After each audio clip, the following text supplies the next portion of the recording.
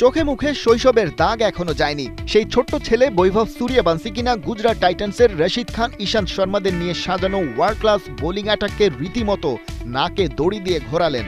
তাদের বিপক্ষেই ৩৫ বলে তুলে ফেললেন সেঞ্চুরি, তাও আবার নিজের মাত্র ৩ নম্বর আইপিএল ম্যাচ খেলতে নেমেই। সারা দুনিয়া তাই বুঁদ হয়েছিল বৈভব আলোচনায়। কিন্তু একজন মানুষ কথা বললেন বাকিদের চেয়ে আলাদা টোনে। তিনি ভারতের সাবেক অধিনায়ক কিংবদন্তি সুনীল গাভাস্কার। জিও হটস্টারকে নিজের অ্যানালিসিসে বলেছিলেন, এখনই প্রশংসা করে আসমানে তোলার কিছু নেই, কারণ বোলারদেরও নিশ্চয়ই একটা প্ল্যান থাকে।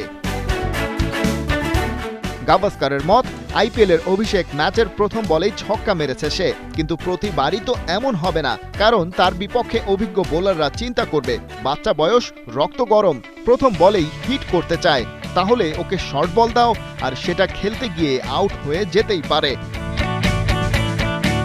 গরিবের কথা বাসি হলেও ফলে, তবে গাভাস্কার গরিব নন, তাই তার কথা খুব একটা বাসি হওয়ার আগেই ফলে গেল।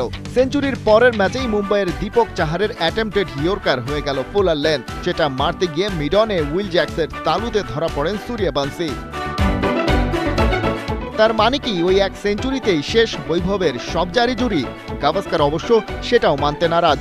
তার কাছে এই ইয়াং সেন্সেশন বিশেষ এবং বিরল এক প্রতিভা।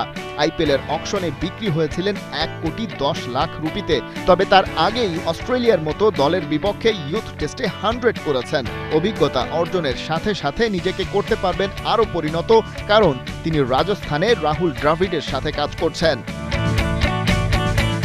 গাভাস্কার বলছেন, ২০ ওভারের ক্রিকেটে ৫০-৬০ রান করলে সেটাকে ভালো স্কোর ধরা হয়, কিন্তু বৈভব করেছেন সেঞ্চুরি, তাও আবার বিশ্বমানের বোলিং অ্যাটাকের বিপক্ষে, আইপিএলের মতো হাই ইন্টেন্সিটির ম্যাচে।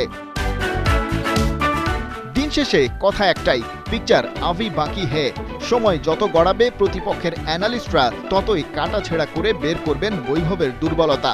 সে সব কাটিয়ে উঠতে নিজেকে তাই প্রতিনিয়ত করতে হবে শানিত। তবে ওর সাথে দ্রাবিড় যেহেতু আছেন, একজন বৈভব সূর্যবংশীকে ২২ গজে আটকে রাখা হয়তো প্রতিপক্ষের জন্য কঠিন চ্যালেঞ্জই হবে। খালিদ জামিল, ৭১।